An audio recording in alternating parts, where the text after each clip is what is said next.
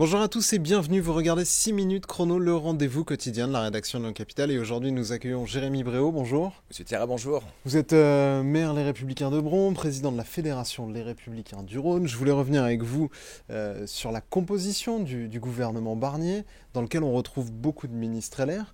Comment en est-on passé en un été de pas de coalition, pas de compromission, on ne peut pas faire cause commune avec les macronistes, à ce gouvernement qui n'est pas un gouvernement de cohabitation, qui est finalement une sorte d'alliance entre la Macronie et les Républicains? C'est pas tout à fait ça. C'est simplement, chacun a pu constater que depuis 2 mois, depuis la dissolution du mois de juin et les élections qui ont eu lieu fin juin, début juillet, la France était plongée dans un chaos total. Chacun revendiquait sa victoire. Et effectivement, à un moment, en responsabilité dans l'intérêt général du pays, à un moment, on s'est dit, à partir du moment où il y a une main tendue du président et qu'à partir du moment où les conditions étaient clairement exprimées pour mettre en place une vraie politique de droite, puisque finalement le pays n'a jamais été aussi à droite que maintenant, on le voit bien aux dernières élections. Aux dernières élections. Et c'est pour ça, en responsabilité, étant un parti historiquement de gouvernement, à partir du moment où on avait, on va dire, les coups des franches, pour mettre en place ce pour quoi on se bat depuis des années, il était de notre responsabilité d'y aller. Parce qu'on passe quand même d'un parti, votre parti, qui avait même refusé à appeler à voter pour Emmanuel Macron au second tour face à Marine Le Pen. C'était par exemple le cas de Bruno Retailleau, qui avait préféré voter blanc et qui aujourd'hui est ministre de l'Intérieur d'Emmanuel Macron. Voilà, là encore une fois, comment on en est arrivé là à ce que des interdits finalement sautent? Vous savez, la France souffrait d'un manque et la politique d'Emmanuel Macron manquait de clarté. Là, au moins, les choses sont claires. Il y a effectivement un gouvernement massivement LR, mais aussi avec d'autres composantes. Il y a des LR, c'est un peu moins de la moitié. Et autres. Au moins, on va pouvoir enfin mettre en place notre programme. Plus de sécurité, plus de contrôle sur l'immigration. Enfin, essayer de faire baisser la dette qui est juste monumentale. Donc à partir du moment où on a encore une fois la possibilité de prendre nos responsabilités, de mettre en place ce pour quoi on se bat, c'était normal d'y aller. Concernant votre question, Emmanuel Macron, ça fait depuis quasiment le début de son premier mandat que je dis, mais comme beaucoup d'autres, qu'on va droit dans le mur. En voulant tuer la gauche traditionnelle et la droite traditionnelle et finalement en s'y érigeant comme le seul rempart face aux extrêmes, la digue, au fur et à mesure des élections, commençait à se fondre. Aux dernières élections, elle s'est littéralement fissurée et on avait le choix entre quoi ? Entre Jean-Luc Mélenchon, mais quand on aime la France comme nous on l'aime, c'est juste impossible de laisser la clé du pays entre les mains de la gauche extrême. Maintenant, il y a eu effectivement, au lendemain du second tour des législatives, le message était très simple, c'est Emmanuel Macron nous a emmenés droit dans le mur depuis des années. C'était pas question de l'aider si on n'avait pas un minimum de garantie. C'est pour ça qu'avec Laurent Wauquiez, il y a eu ce pacte législatif, comme vous vous souvenez, mais sans coalition. Ça veut dire qu'à partir du moment où Emmanuel Macron... La coalition, vous êtes en plein dedans. Oui, mais attendez, étape par étape. C'est-à-dire qu'à partir du moment où Laurent Wauquiez, les LR ont proposé un pacte législatif avec une douzaine de mesures fortes, à partir du moment où on a eu la certitude qu'Emmanuel Macron enfin comprenne ce à quoi les Français aspiraient.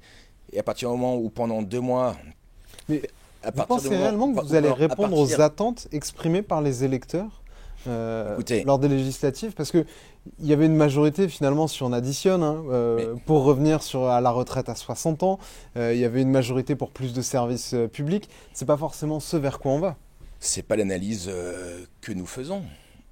Vous n'allez quand même pas me dire que c'est la coalition de la gauche extrême qui a gagné les élections début juillet. Le NFP et le Rassemblement national partageaient une envie d'abroger la réforme des retraites. Mais c'est pas parce qu'ils ont envie. Et ils avaient, si on additionne leur score, on est à 60%. Non, si on additionne le nombre de voix, le pays n'est absolument pas à gauche. Le pays n'a jamais été autant à droite. C'est juste une question de la fois de bon sens. Et ce sont les chiffres qui le disent. Moi, ce qui m'a profondément choqué samedi, le gouvernement a été annoncé sur les coups de 20h. Et dès 20h02, on voyait déjà tout un tas d'élus, souvent d'extrême gauche, qui vous disaient « Ouh là là, on va droit dans le mur avec ce gouvernement ». Mais il faut laisser la chance à ce gouvernement. Et c'est ce que je vous disais en introduction. À partir du moment où on aime la France, à partir du moment où on s'engage au service de la France, et quel que soit son bord politique, au lieu de tomber dans le petit caniveau de la petite politique politicienne, faut espérer que ce gouvernement puisse réussir.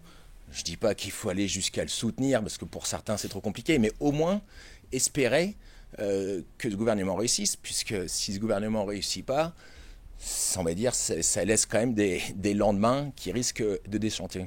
Et comment on en arrive à ce que vous, les Républicains, qui avez longtemps dit que la France était le pays qui est champion du monde des prélèvements, finalement ce soit vous qui alliez augmenter les impôts? C'est pas tout à fait ça. Michel Barnier n'a pas dit tout à fait ça hier. Des hausses ciblées? Non. Des hausses de prélèvements ciblées pour les plus riches, pour les entreprises qui s'en sortent bien? Je comprends votre question, mais est-ce que vous vous rendez compte aussi de l'état de la dette en France? Est-ce qu'on continue en restant aveugle à la situation? Non, mais ce que je veux dire, c'est finalement, qu'est-ce que vous allez faire dans cette galère? Il y a quasiment des coups à prendre. On prend nos responsabilités, on aime la France. C'est ça le gaullisme social. Il n'a pas dit qu'il allait avoir une augmentation d'impôts. Il a dit qu'il allait avoir une augmentation d'impôts ciblée. Zéro hausse pour les classes populaires, pour les classes moyennes. Et effectivement, un effort de solidarité nationale pour les très hauts revenus et également aussi pour les très grandes entreprises. Mais le message, il est clair. Je pense que tout le monde l'a compris, sauf celles et ceux qui veulent faire de la petite polémique. Mais en tout cas, moi, ce que je vois, j'ai beaucoup d'espoir pour ce gouvernement. Effectivement, il y a beaucoup de têtes inconnues du grand public, mais laissons la chance au produit. En tout cas, pour le Rhône, c'est une vraie fierté d'avoir François-Noël Buffet, ministre de l'Outre-mer, qui a une vraie connaissance, puisque ce sont des questions qu'il côtoie depuis 20 ans au Sénat. Et puis également aussi, c'est vrai, une vraie surprise, une vraie bonne surprise avec Alexandre Portier, qui est ministre délégué à l'enseignement, à la réussite scolaire et à l'enseignement professionnel, étant lui-même professeur, et étant également, maîtrisant ces sujets-là, c'est plutôt bien. On doit se réjouir. Vous savez, faut se réjouir des réussites des uns et des autres. On verra si elle dure dans le temps. Ça va être le plus gros challenge pour ce gouvernement. Merci en tout cas d'avoir répondu à notre invitation, à nos questions. Moi, je vous donne rendez-vous très bientôt pour une nouvelle édition de 6 minutes chrono. Au revoir.